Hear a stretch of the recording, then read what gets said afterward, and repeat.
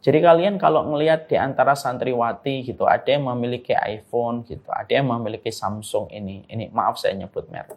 Ya enggak usah kalian iri gitu. Kita bukan paham materialisme. Tapi kalau kalian melihat ada temannya sudah hafal 30 juz, ada temannya yang baik sudah hafal 30 juz, orang yang merendah, enggak pernah sombong, enggak pernah nyindir, temannya yang belum bisa semacam dia. Ini orang-orang yang kita iri. Nabi menyuruh kita untuk senantiasa berkompetisi menuju kepada jalan-jalan kebaikan akhirat. Dan orang yang berlomba-lomba dalam urusan akhirat itu nggak akan punya sakit hati. Dia tidak punya hasad, dia tidak punya ghil. Coba kalau kita berlomba-lomba dalam urusan duniawi, itu pasti banyak penyakit hatinya itu. Dan pasti banyak hasadnya. Makanya sekali lagi semoga saya dan kalian semuanya ingat apa yang dikatakan oleh Hasan al-Basri. Kalau kita tidak mampu mengungguli seseorang dalam urusan dunianya, kalau ada orang yang mengungguli kita, melampaui kita dalam urusan dunia lah, sudah dibuat ringan aja. Wah, ternyata satu angkatan saya waktu SD, sekarang sudah kerja di kantor. Halah, biasa itu. Bukan nanti merendahkan, jangan rendahin.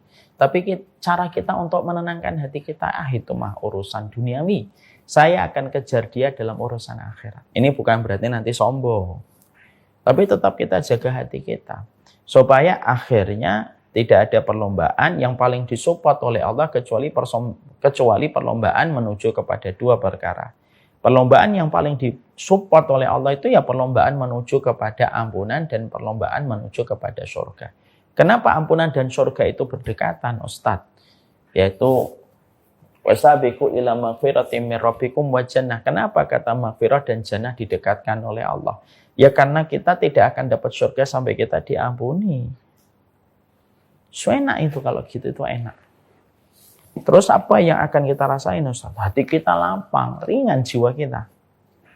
Jadi betul-betul hati kita lapang dan jiwa kita akan ringan. Kalau kata orang Jawa itu sorano sing abot, nggak ada yang berat kalau sudah kayak gitu. Apa yang berat gitu? Kalau orang itu sudah berlomba-lomba dalam urusan akhirat. Karena berlomba-lomba dalam urusan akhirat nggak butuh modal. Bangun tengah malam itu kan nggak butuh modal apapun. Ada sedekah, Ustaz. Nah, sedekah memang ada yang bermodal. Tapi kalau kamu tidak bisa bermodal, ya kamu masih bisa memanfaatkan yang lainnya.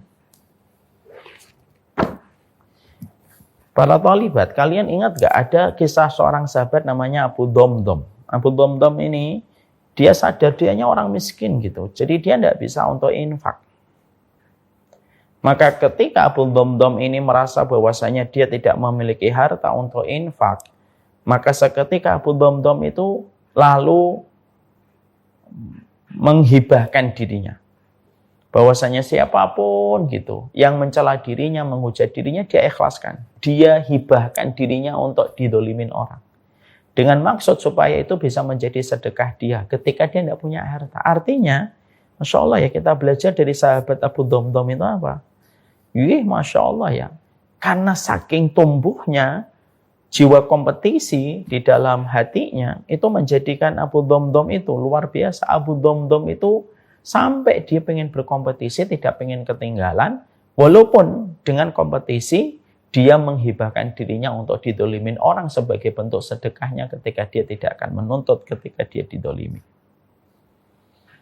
Ini tidak akan lahir generasi dengan kualitas semacam ini, kecuali mereka itu sudah tahu perlombaan yang tidak layak untuk dipertaruhkan sampai menghabiskan umur itu, ya perlombaan duniawi. Dia perlombaan duniawi dipertaruhkan sampai mati-matian itu yuk. Ujungnya ditinggal toh. Ujungnya kan ditinggal. Tapi perlombaan menuju kepada surga itu bukan ditinggal, justru akan dituju kalau kita berlomba-lomba dalam urusan itu. Layaknya Abu Dhamdham, maka juga ada seorang tukang becak di Surabaya, pernah saya baca kisah nyatanya. Dia ngerasa dia tidak bisa untuk berinfak gitu. Walaupun dia punya keinginan besar untuk haji, apa yang dilakukan olehnya beliau? Yang dilakukan oleh beliau itu adalah beliau selantiasa mewakafkan dirinya setiap orang yang naik becaknya setiap hari Jumat free, majanan. Tidak usah dibayar. dia sedekah dengan tenaganya. Dia sedekah dengan tenaganya. Sehingga kisah-kisah ini menjadikan kita akhirnya paham, Masya Allah ya. Perlombaan sejati itu perlombaan menuju kepada surga. Dan kita harus belajar untuk menganggap ringan. Orang-orang yang mengungguli kita dalam urusan dunia itu harus dibuat seringan mungkin. Sesimpel dan sesederhana mungkin dalam urusan dunia. Jangan dibuat berat urusan duniawi itu. Kalian itu berada pada masa yang saya pernah melewati masa-masa itu. Kalian itu berada pada masa-masa umur 17 tahun, 18 tahun, 20 tahun, 21 tahun. Dan biasanya mata kalian itu mata kalian itu selalu masih terpancang dengan teman-teman kalian sudah sampai mana. Wah, ternyata dia sekarang sudah jadi kepala sekolah di SD negeri. Wah, ternyata sekarang dia sudah jadi selebgram. Oh, sekarang dia followernya sudah 50.000. Itulah. Ya Allah, teman dulu SD saya. Ya Allah, sekarang ternyata sudah S2.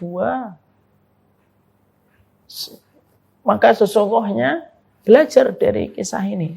Belajar dalam riwayat ini. Nabi itu membangun supaya hidup kita tuh tidak sumpek. Sebab sumpeknya kita dalam hidup itu apa? Ya berlomba-lomba dalam urusan dunia. Ya, sumpek kamu. Kalau dalam ini kamu ngap-ngapan. Kamu nanti akan naik turun tenggelam kalau berlomba-lomba dalam urusan duniawi. Kenapa? Ada kamu ngunggulin orang lain, nanti pasti ada yang ngunggulin kamu dalam urusan duniawi. Itu sudah fitrah.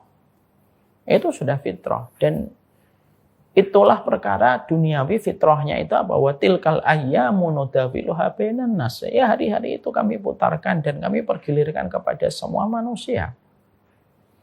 Itu pasti ada.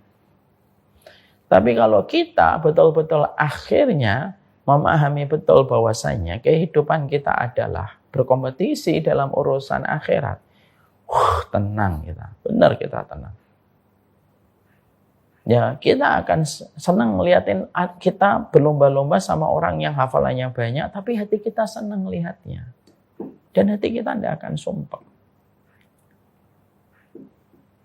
Jadi inilah dua dunia yang berbeda antara dunia yang dibangun oleh Nabi dengan dunia yang dibangun oleh kalangan materialisme dan kapitalisme. Dunia yang dibangun kapitalisme itu apa? Ya, kalau bisa yang ngeruk sebanyak-banyaknya. Dan orang kalau sudah terkena sindrom untuk berlomba-lomba dalam urusan dunia, wow, semuanya bisa dikorbankan. Mengorbankan istri, mengorbankan anak, mengorbankan masyarakat ketika dia tekan kontrak, ataupun dia memberikan izin dan dia tidak memikirkan akibatnya ketika dia memberikan izin. Sampai dia tidak sadar ketika mata hatinya sudah dikunci oleh Allah, dia tidak sadar ketika izin yang dia berikan itu mengakibatkan musibah besar yang mengorbankan ratusan nyawa. Tidak peduli kayak gitu. Ngeruk terus. Dan orang yang berlomba-lomba dalam urusan duniawi, mereka diberikan oleh Allah yaitu hati yang senantiasa merasa minus dan mata yang tidak pernah merasa cukup. Jadi orang kalau berlomba-lomba dalam urusan duniawi, Allah akan memberikan kepadanya hati yang akan terasa minus, mata yang tidak akan pernah merasa cukup.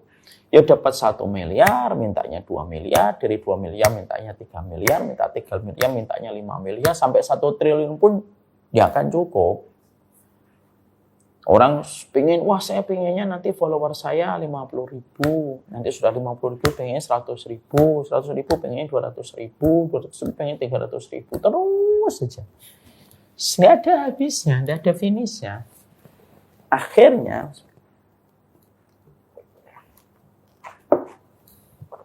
Akhirnya ujungnya adalah, yang paling mengerikan adalah ujung dari perlombaan duniawi itu apa? Ujung dari perlombaan duniawi itu tragisnya ketika tanah menyumpal mulutnya. Mati dia. Dan akhirnya babak belur. Orang-orang yang berlomba-lomba dalam urusan-urusan duniawi dan bukan berlomba-lomba dalam urusan akhirat, surga, dan ampunan, ya terkadang mereka terus dikasih oleh Allah apa yang mereka inginkan. Supaya mereka tambah terus, dan akhirnya lupa. Sebagaimana Allah sampaikan dalam surat Al-An'am 44, "Falamma nasu ma dzukiru bihi fatahna 'alaihim abwaaba kulli syai'in hatta idza farihu bima utu akhadnahum baghtatan fa idahum mublisun."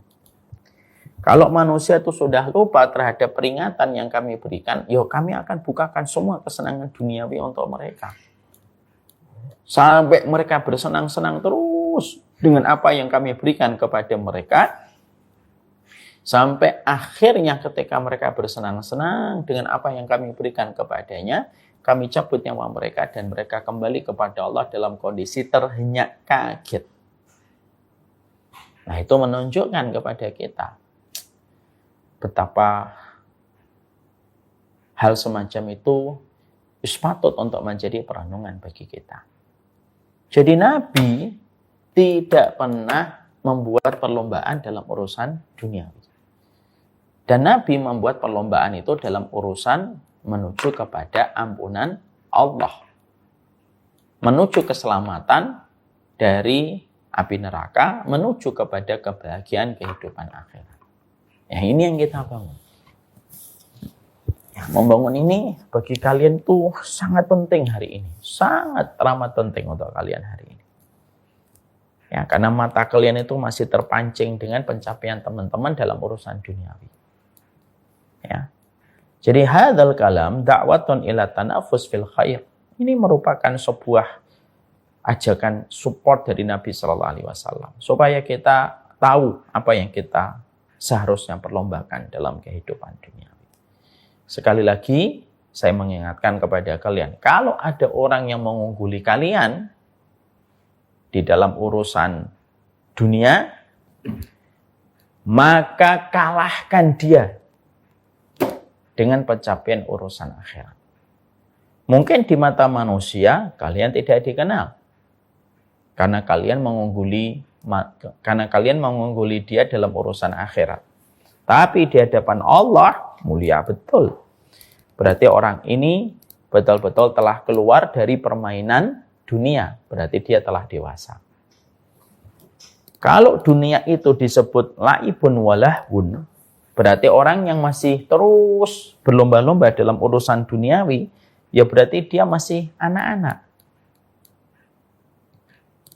Dan secara sederhananya, siapapun yang sudah keluar dari dunia dengan permainannya, serta sendau-guronya, lalu tidak mau lagi dia berkompetisi dalam urusan dunia dengan siapapun, dan dia keluar dari pusaran dunia yang telah menjadi mainan dan sendau-gurau menuju kepada Allah, yaitulah sebenarnya orang yang mereka telah dewasa dalam hidupnya. Jadi dewasa dalam Islam itu simpel. Dewasanya manusia itu ketika dia telah keluar dari area permainan dan sendau-gurau, dari sebuah panggung bernama dunia. Siapapun yang keluar dari itu menuju kepada kompetisi pada perkara-perkara akhirat, maka sesungguhnya dia telah dewasa di dalam hidupnya. Ya. Ini yang kita dapatkan. Maka sesungguhnya inilah yang pertama. Yang kedua, yang ketiga, yang keempat insya Allah akan menjadi pembahasan kita pada kesempatan berikutnya. Jadi kita masih membahas yang pertama, hadis itu memberikan makna kepada kita. Jadi yang kita pelajari hari ini, apa itu sunnah? Yang kedua, komitmen kita kepada sunnah. Yang ketiga, sunnah itu bukan klaim sepihak. Dan jangan sampai kita memiliki lisan yang jelek. Kemudian pelajaran yang kita dapatkan adalah merealisasikan hadis ini. Hadis ini memiliki pelajaran yang sangat agung. Bagaimana kita dididik oleh Nabi supaya kita tidak terjebak kepada kompetisi pada urusan permainan dan sendau-gurau. Tapi Nabi mengajak kita kepada kompetisi perkara yang mendewasakan kita, yaitu kompetisi dalam urusan-urusan akhirat yang menjadikan kita menjemput ampunan dan surganya Allah. Siapapun yang mengungguli kalian, para thalibah, para calon-calon hafidhah, siapapun yang mengungguli kalian dalam urusan duniawi, tidak usah sedih, tidak usah resah, tidak usah sumpah. Maka katakan sama diri kalian tanpa sombong, saya akan mengungguli dia dalam urusan-urusan akhirat. Teman kalian ada yang sudah jadi selebgram, tenang. Teman kalian ada yang sudah punya bisnis skincare, alah, tenang. Teman kalian ada yang tiba-tiba sudah dilamar sama laki-laki yang punya gaji 10 juta, tenang. Bukan perkara itu kita berlomba-lomba, tapi dalam perkara ampunan dan menuju surga seluas langit dan bumi. Nomor 1, hadis ini luar biasa. Mari kita kembalikan kepada Ustazah yang menjadi MC pada kesempatan hari ini. Kita akan lanjutkan poin yang kedua dan ketiga 1 bulan kembali, insya Allah.